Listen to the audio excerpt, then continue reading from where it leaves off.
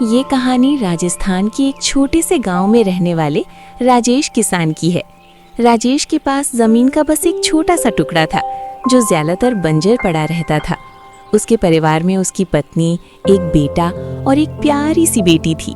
गरीबी इतनी थी कि कई बार घर में 2 वक्त का चूल्हा जलना भी मुश्किल हो जाता था। फिर भी राजेश के चेहरे पर कभी निराशा नहीं दिखती थी, क्योंकि उसके जीवन की सबसे बड़ी ताकत थी खाटू श्याम बाबा पर अटूट विश्वास और गरीबी की परीक्षा। राजेश हर सुबह उठकर बाबा श्याम की तस्वीर के सामने हाथ जोड़ता और कहता, हारे के सहारे बाबा श्याम हमारे।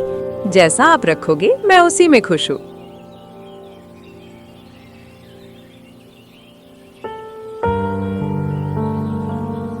एक साल गांव में भयंकर सूखा पड़ा। खेतों में दरारें पड़ गईं, फसलें पूरी तरह सूख गई। राजेश के पास नए बीज खरीदने तक के पैसे नहीं थे। घर में बेटा और बेटी भूख से रोने लगे। पत्नी की आंखों में चिंता साफ झलकती थी। फिर भी राजेश में हार नहीं मानी। उसने अपनी फटी हुई पोटली में बचे खुचे कुछ दाने डाले और बाबा श्याम के भजन गुनगुनाते हुए अपने सूखे खेत को जोतने निकल पड़ा।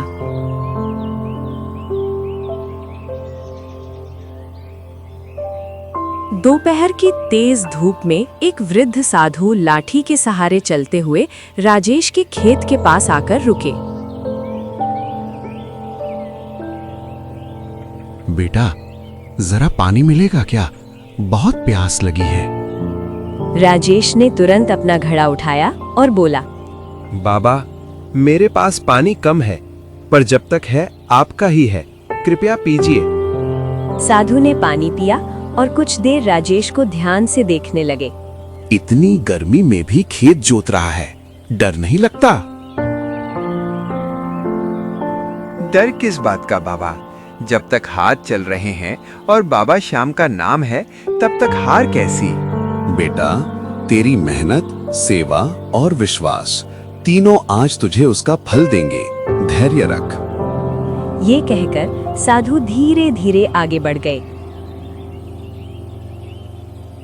शाम होते होते जब राजेश खेत की मिट्टी खोद रहा था, तभी उसकी कुदाल किसी कठोर चीज से टकराई।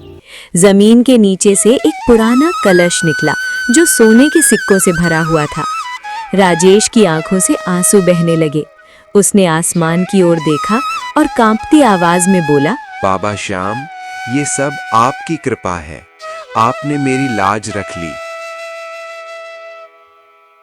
दोस्तों, अगर आपको कहानी अच्छी लगी हो तो वीडियो को लाइक कीजिए और चैनल को सब्सक्राइब करना ना भूलिए।